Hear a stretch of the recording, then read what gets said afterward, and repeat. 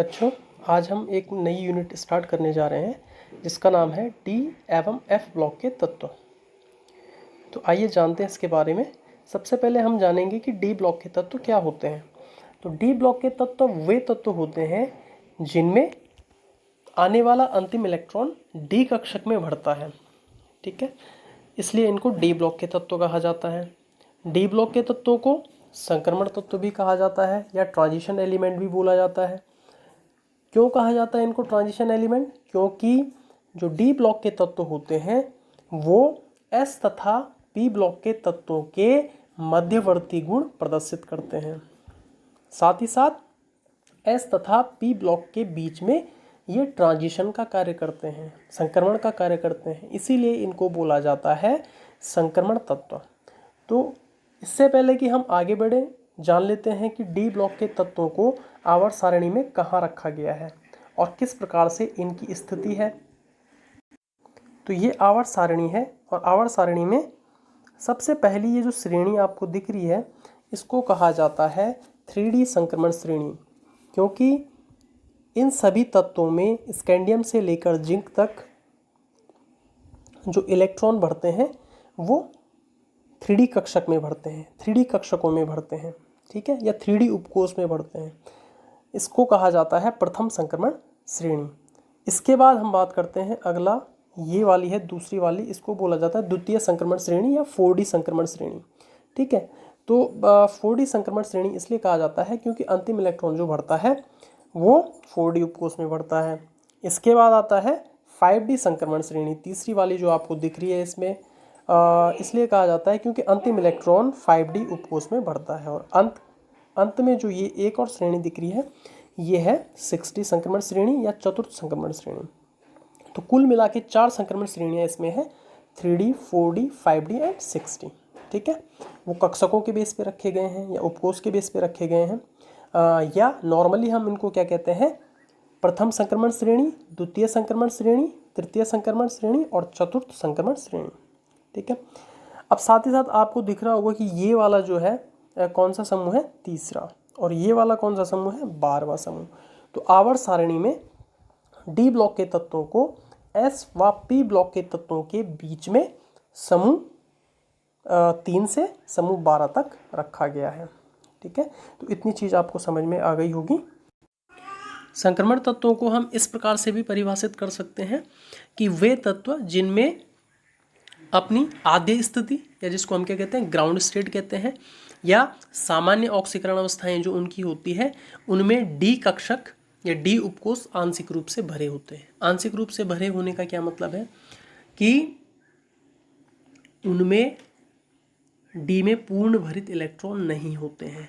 जैसे आपने देखा होगा जिंक का इलेक्ट्रॉनिक विन्यास अगर हम देखेंगे अभी इसमें आगे, पहले भी आपको पढ़ा चुका हूँ कक्षा 11 में कि इसके इलेक्ट्रॉनिक विन्यास में 3D10 आता है और 4s2। तो जब ये ऑक्सीकृत हो जाता है तो ऑक्सीकृत होने के बाद भी ये क्या रहता है, 3D10।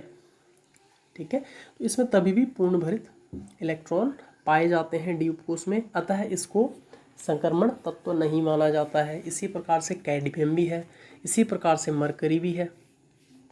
अभी हमने इससे पहले पढ़ा था कि डी ब्लॉक के तत्वों की 4 श्रेणियाँ होती हैं। ठीक है, कौन कौन सी होती हैं, ये वाली है एक, 3D, 4D, 5D और 6D, ये संक्रमण श्रेणी इसमें है। प्रथम संक्रमण श्रेणी की बात कर लेते हैं। तो प्रथम संक्रमण श्रेणी में 10 तत्व आते हैं, इसको 3D संक्रमण श्रेणी भी कहते हैं। और इनका जो सामान्य इलेक्ट्रॉनिक विन्यास होता है ये क्या होता है, 3D 1 to 10, 4s 1 to 2।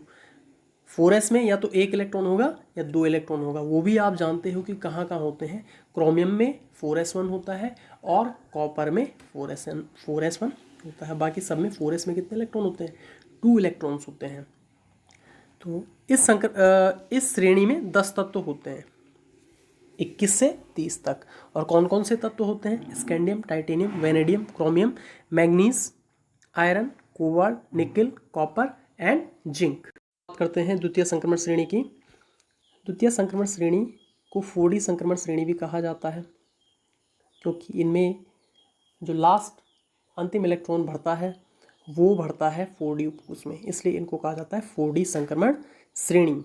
और इनका जो सामान्य इलेक्ट्रॉनिक विन्यास होता है वो होता है 4D 1 to 10, 5S 1 to 2।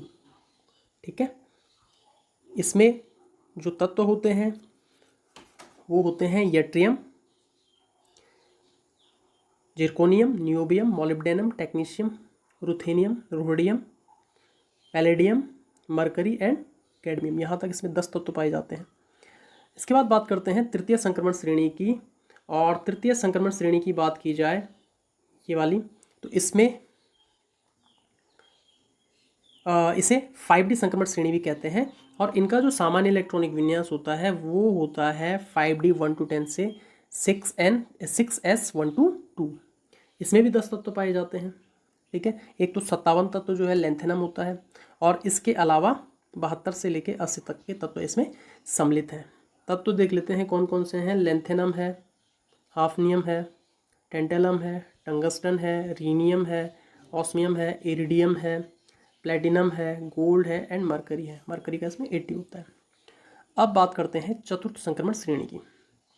ठीक है, तो चतुर्थ संक्रमण श्रेणी को क्या कहेंगे आपको खुद ही अंदाजा हो गया होगा। इसको 6D संक्रमण श्रेणी कहते हैं।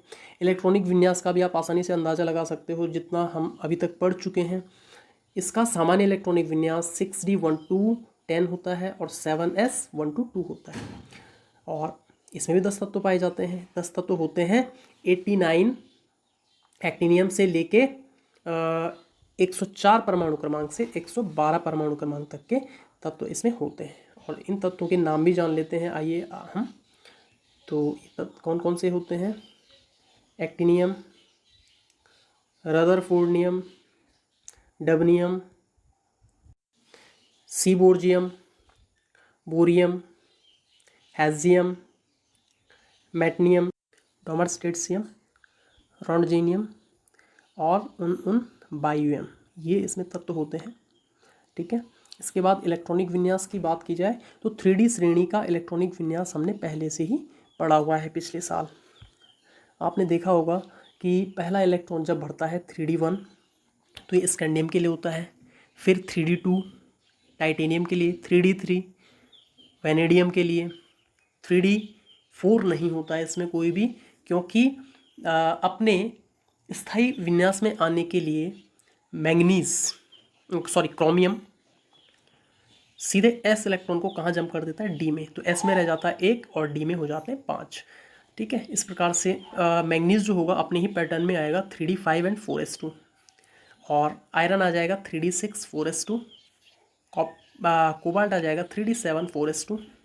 निकिल अपने ही क्रम में आएगा 3D8 4S2।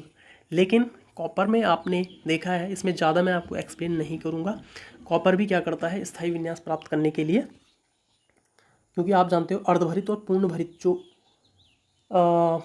विन्यास होते हैं, इलेक्ट्रॉनिक विन्यास होते हैं उपकोषों में, वो स्थायी होते हैं। तो 3D10 हो जाएगा, 4S में 1 हो जाएगा।